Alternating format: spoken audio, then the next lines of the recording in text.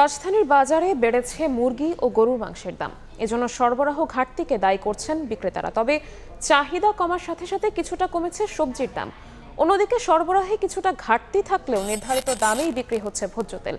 বাজার স্বাভাবিক রাখতে বিভিন্ন স্থানে অভিযান চালাচ্ছে ভ্রাম্যমাণ আদালত। উত্তাপ ছড়াচ্ছে মাংসের বাজার। রোজার শুরুতে এক দফা বাড়ার পর আবারও ঊর্ধ্বমুখী মুরগির দাম। কেজিতে বেড়েছে 20 থেকে 30 টাকা পর্যন্ত। পিছিয়ে নেই গরুর মাংস। 750 থেকে 1,30 টাকা বেড়ে বিক্রি হচ্ছে 780 টাকায়। গততে একটু দাম কম ছিল, 750 টাকা, আজকে 80 টাকা। সব মুরগি আমরা কেজি 20 টাকা 30 টাকা বাড়তে। অন্যদিকে স্বাভাবিক সরবরাহের বিপরীতে কমেছে ক্রেতা চাহিদা, ফলে নিম্নমুখী মাছের বাজার।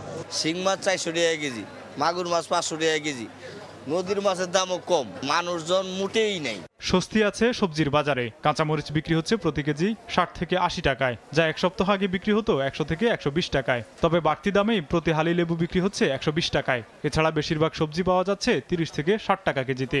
কাঁচামরিচকে 80 টাকা কেজি, আগে গত সপ্তাহে ছিল 100 টাকা কেজি, এখন কমছে কিছুটা। রমজানের শুরু থেকে যে দরহম মহরম ছিল, বাজারটা সেরকম নাই, অনেকটাই কমে গেছে। যেরকম শসা ছিল 120 টাকা প্লাস, ওই শসা কিন্তু এখন 40 টাকা 50 টাকা পাইতেছে। লেবুর দাম একেবারেই কমে নাই, কাঁচামরিচের দামটা কিছুটা কমলো, আর সবজির পরিমাণ বাজারে কম। এদিকে দোকানিরা সরবরাহ ঘাটতির অভিযোগ করলেও সরকার নির্ধারিত দামেই বিক্রি হচ্ছে ভোজ্য তেল। ডিলার তেলের সরবরাহ কমায় দিচ্ছে, চাহিদা অনুযায়ী তেল দিতে পারতেছে না। যাদের সামনে ঈদ, এখন চাহিদা বেশি দিচ্ছে কম। আমার লাগবে 20 কার্টন 30 কার্টন, আমার দিচ্ছে 5 কার্টন 10 কার্টন। তবে দাম বাড়ে না, দাম আগেরটাই আছে।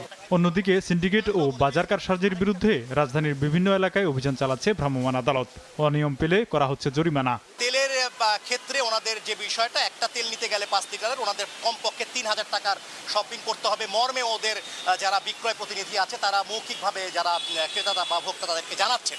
তো এটা নিঃসন্দেহে ভোক্তা অধিকারের সাথে এক ধরনের ব্যত্যয়। তো সেই পরিপ্রেক্ষিতে আমরা তাদেরকে প্রথমবারের মতো সতর্কতামূলক আমরা তাদেরকে 50,000 টাকা অর্থদণ্ড করেছি। সঠিক তদারকি এবং সরবরাহ ঠিক থাকলে বাজারে স্বস্তি আসবে মত ক্রেতাদের। তোফাজ্জল হোসাইন, সময় সংবাদ, ঢাকা। 40 বছর ধরে অসংখ্য খুশির মিছিলে ছিল আইডিএলসি, থাকবে আগামীতেও।